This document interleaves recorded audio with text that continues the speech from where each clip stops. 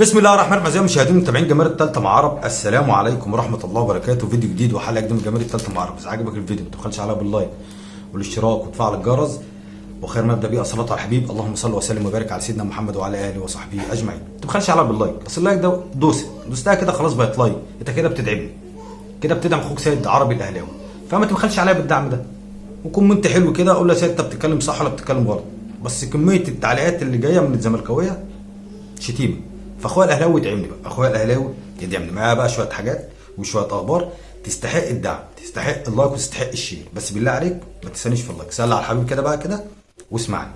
بص يا سيدي، هكلمك على عقوبات الترجي والتسريبات اللي اتقالت على عقوبات الترجي التونسي اللي هيلاعب ان شاء الله الاهلي. لجنه التظلمات والنادي الاهلي طلب واللجنه تعاقدت. طب ايه اللي حصل؟ الزمالك هينسحب ولا مش هينسحب؟ الزمالك هيسافر ولا مش هيسافر؟ معاه شويه اخبار حلوه، فهتستحق منك اللايك والشير. هاخد لك الترجي الاول يا سيدي. الترجي التونسي كان بيلعب شباب القبائل، طبعا احنا عارفين شباب القبائل الجزائري، وحصل شغب رهيب من جماهير الترجي التونسي في تونس. حصل شغب وشفنا كلنا الفيديو بتاع الراجل ماسك المنشار على وهو اتمسك، يعني هو اتمسك الراجل ده في تونس، الشرطه التونسيه مسكته. يعني الفيديو الرهيب اللي هو بتاع الراجل ماسك المنشار وماشي، ده ممكن يقتل اي حد، ممكن ماشي كده يقتل اي حد. تمام. تقرير الحكم ومراقب المباراه مش في صالح الترجي، مش في صالح الترجي. ففي شخصيات في نادي الترجي التونسي ومسؤولين مقربين من الاتحاد الافريقي عرفوا ان في يعني ايه، هقول لك تسريبات. طب ايه هي التسريبات دي اللي مش هتلاقي عند اي حد؟ بس اعمل لك دلوقتي مع الاتخاذ مع ايه الرأفة مع نادي الترجي ايقاف 4 مباريات، وغرامه اكثر من 100,000 دولار، اكثر من 100,000 ايه دولار. ده في حاله الرأفة بالترجي التونسي. طيب الترجي التونسي كان عليه قبل كده عقوبه، 4 مباريات، 2 مع ايقاف التنفيذ. طب الاثنين اتاخدوا، في 2 مع ايقاف التنفيذ في خلال سنتين، لو حصل شغب تاني هيتفعلوا.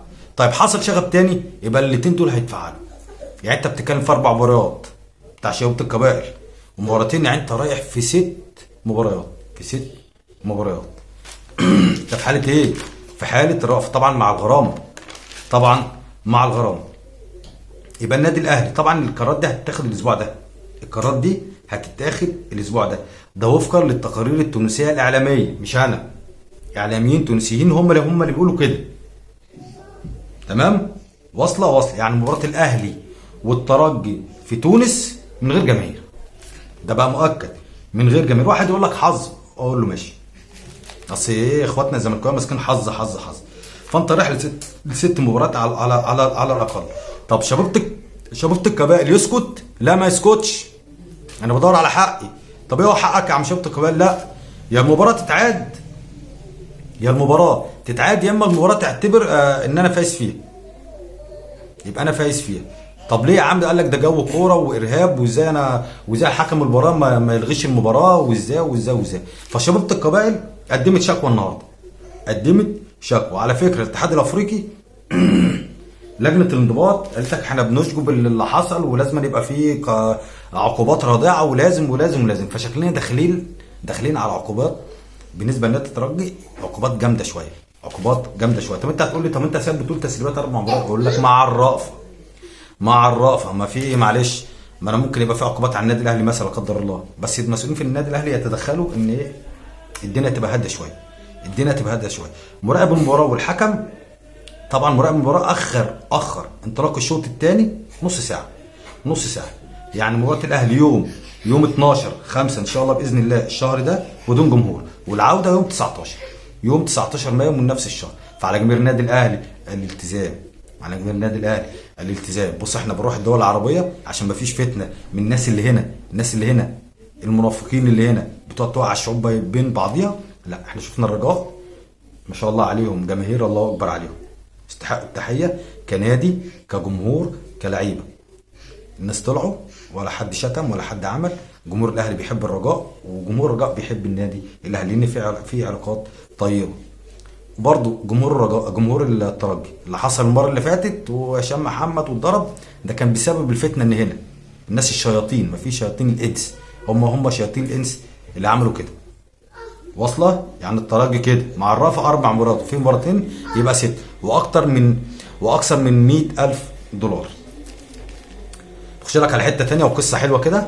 ماشي، قصه النادي الاهلي ولجنه طبعا النهارده كلنا كنا عارفين اللي في اجتماع لجنه الانضباط عشان خاطر الاستئناف اللي قدمه النادي الاهلي. النادي الاهلي قدم لائحه طلبات. طب طلبات النادي الاهلي ايه؟ ورسميا على فكره لائحه الطلبات راحت مع مستشار قانوني النادي الاهلي. النادي الاهلي بيمشي قانوني، مش جعجعه لا لا لا لا وعلى الفاضي ويطلع حنف في الاخر، لا. طب النادي الاهلي طلب طلبات رسميه. النادي الاهلي طلب طلبات رسميه هقول لك عليهم، بس اعمل لك دلوقتي وقف النظر الطعن المنظور امام لجنه الانضباط لحين الفصل في مشروعيه لجنه الانضباط، وذلك بعد تحديد جلسه يوم 14 مايو في مجلس الدوله. ده يا سيدي اول طلب. احنا عارفين النادي الاهلي رفع قضيه على لجنه التظلمات النادي الاهلي بيقول دي باطله ومش شرعيه.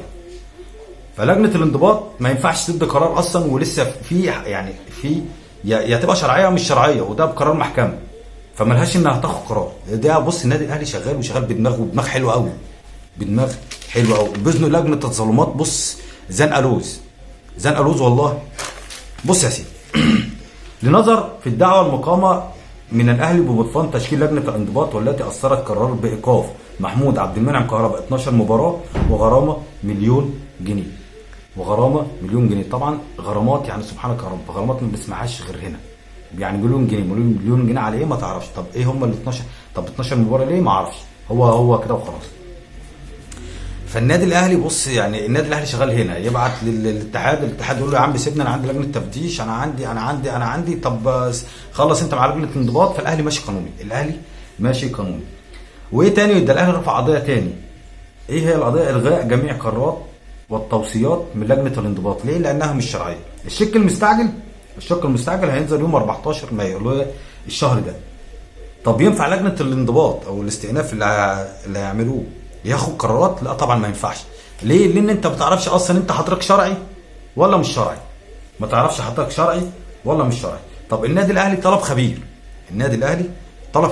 طب ايه هو ايه طلب خبير ليه؟ لان الفيديو النادي الاهلي قال لك لا الفيديو ده مش هو الفيديو الاصلي اللي لجنه التظلمات شافته، مش هو ده الفيديو الاصلي. فالنادي الاهلي طلب شريط المباراه وخبير يشوف الفيديو ده ويقول هل كهربا مدان ولا مش مدان. مع العلم الراجل اللي هو مش عارف عامر حسين قال لك لا مراقب المباراه كتب حاجه ولا حكم المباراه كتب حاجه.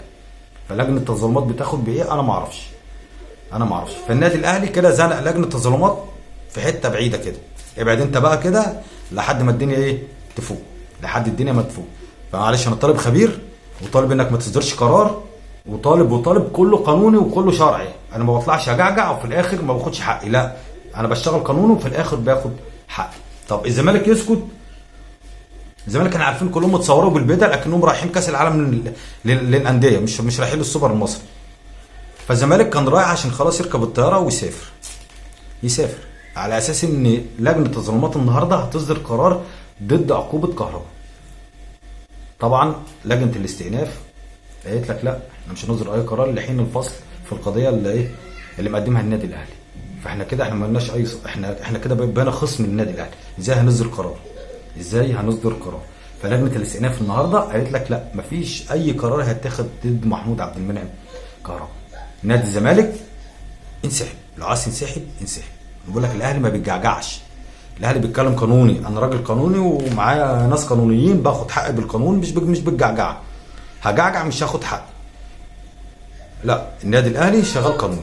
فلجنه التظلمات كده خلاص بره لحين الفصل يوم 14 يكون خلص السوبر. هم يموتوا وكهربا ما يلعبش السوبر، لكن كهربا كده هيلعب السوبر. كهربا فهمي نظمي حنبلي وشافعي وبص زي ما انت عايز تقول هيلعب السوبر. واضحه؟ اعمل لك دلوقتي، وصلت الحته دي بالله عليك اعمل لايك دلوقتي كده. انا قلت لك بص على شويه حكايات وشويه حركات اللوز. الترجي التونسي والايقاف بتاعه عشان يبقى اول واحد قلت لك. تمام كده. وعلى جماهير النادي الاهلي في مباراه العوده بتاع الترجي التونسي يبقى في التزام من ناحيه الامن ومن ناحيه الجمهور. بص الدنيا هتبقى حلوه والله. الامن بيوافق بطلبات الجماهير. بقى احنا لازم برضه يبقى احنا على قد المسؤوليه. يبقى احنا على قد المسؤوليه، نساعد الامن، ما نقولش الفاظ خارجه، ما نقولش الفاظ كده ولا كده. المباراه هتطلع حلوه وسلسه ومفيش عقوبات، وان شاء الله نتاهل المباراه النهائيه. طبعا احنا عارفين ياسر ابراهيم ان شاء الله باذن الله، يعني ان شاء الله هيلحق مباراه السوبر. احنا عارفين ان ياسر ابراهيم متصاب، وكان من نجوم المباراه، اتصاب في مباراه الترجي، فان شاء الله باذن الله هيلحق مباراه السوبر.